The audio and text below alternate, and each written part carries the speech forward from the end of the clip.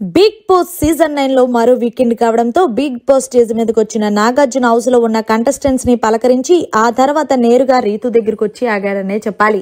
రీతు అని అనగానే ఏమైంది సార్ అంటే చప్పట్లు కొట్టి ఈ వారం నువ్వు ఏదైతే క్యూన్ గా చేసావో దానికి నేను చప్పట్లు కొట్టాల్సిందే, ఎందుకంటే 100% ఎఫెక్ట్ పెట్టి మమ్మల్ని ఎంటర్టైన్మెంట్ చేసావు, ముఖ్యంగా ఆడియన్స్ ని రాణిగా అదర్ కొట్టేశావు రీతు అంటూ హోస్ట్ నాగార్జున రీతుని ఆకాశానికి ఎత్తేశారనే చెప్పాలి. ఇప్పటి వరకు చూసిన రీతు ఒకెత్తైతే ఈ వారం చూసిన రీతు మరొకత్తనే చెప్పాలి. నీలో ఇన్ని కోణాలు ఉన్నాయని మాకు ఇప్పటి వరకు తెలీదు, చూపించాలి కదా రీతు, నీలో కూడా ఒక మహానటి ఉందని అనగానే ఇక వెంటనే రీతు నవ్వేసింది. దయచేసి నవ్వద్దమ్మా అంటూ నాగార్జున కామెడీ చేశారు.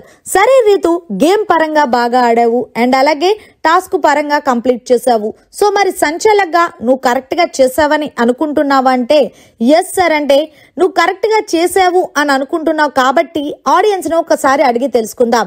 మరి రీతు సంచాలక్గా కరెక్ట్ గా చేసింది అంటే లేదు అని చెప్పడంతో ఎందుకు అంటే గనక ఒక ఆడియన్ మాట్లాడుతూ తను ఎందుకో డెమోన్ పవన్ కి బాగా ప్రిఫరెన్స్ ఇస్తుంది అనిపిస్తుంది సార్.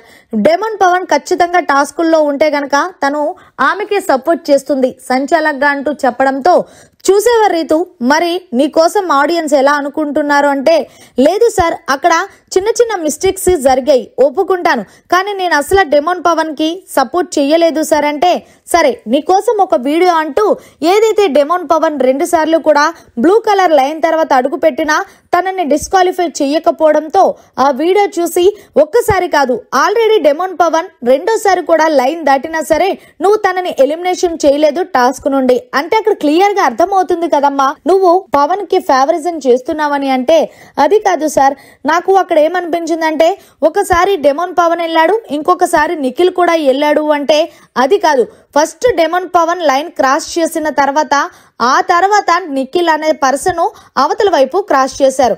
అక్కడ సంజన గొంతు చించుకొని అరుస్తున్నా సరే నువ్వు అనేదానివి ప్రొలాంగ్ చేసుకుంటూ పోతున్నావు కానీ నువ్వు యాక్షన్ అనేది తీసుకోలేదు కదా అంటే సారీ సార్ అయితే నేను చేసింది మిస్టేకే, ఇంకెప్పుడు అలా చెయ్యను సార్ అంటే మరి చూసుకోవాలమ్మా, ఎప్పుడు మనకు నచ్చిన కంటెస్టెంట్స్ కి సపోర్ట్ చెయ్యొచ్చు తప్పులేదు కానీ ఫేవరిజం చెయ్యకూడదు అంటూ రీతుకి చిన్నపాటి క్లాస్ పీకారనే చెప్పాలి.